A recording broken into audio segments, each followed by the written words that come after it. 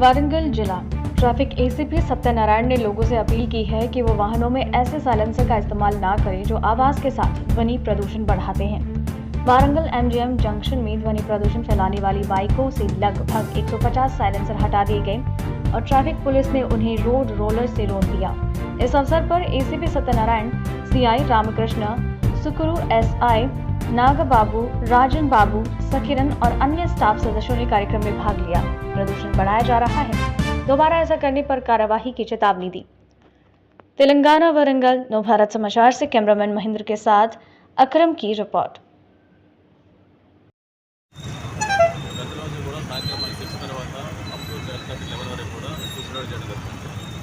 ఈ స్పెషల్ డేలో భాగంగా కేవలం ఏదైతే వెహికల్స్ మన సైలెన్సర్ చేంజ్ చేస్తే పిల్లలు ఆకతాయిగా నడుపుతారు, స్టంట్లు చేసుకుంటారు, వాళ్ళకి వాళ్ళ సమస్యలు అయినప్పుడు అదేవిధంగా కాబోయే మన రోడ్డు మీద ట్రాఫిక్ కూడా సమస్య కాదు.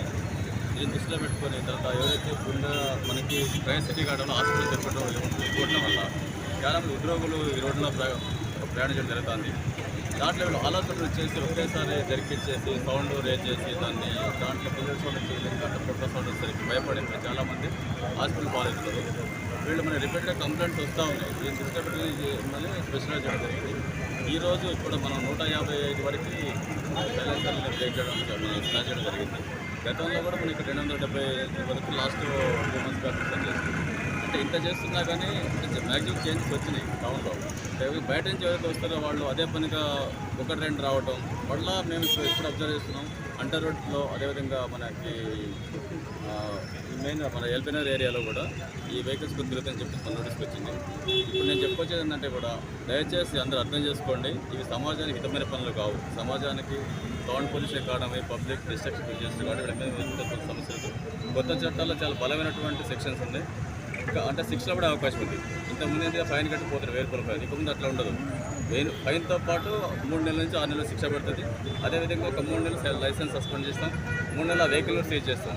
ఇప్పుడు వెహికల్ సీజ్ చేసిన తల్లిదండ్రులు వచ్చి బదిలాడుతారు, సార్ మా పిల్లగాడు సార్ తెలియక చేసిన సార్ దీంతో మాకు అడిషనల్ వాళ్ళు మేము కౌన్సిలింగ్ మదర్ కౌన్సిలింగ్ చేస్తున్నాం. అట్ ద సేమ్ టైం ఈ డ్రైవింగ్ ఎవరు చేస్తే వాళ్ళని కౌన్సిలింగ్ చేస్తున్నాం. ఇది డబుల్ పని అయిపోతుంది. ఇది మీకు మీ ద్వారా ఇప్పుడు అప్పీల్ చేసేది ఏంటంటే దయచేసి అందరు తల్లిదండ్రులు కానీ కాలేజ్ యాజమాన్యాలు గుర్తించండి.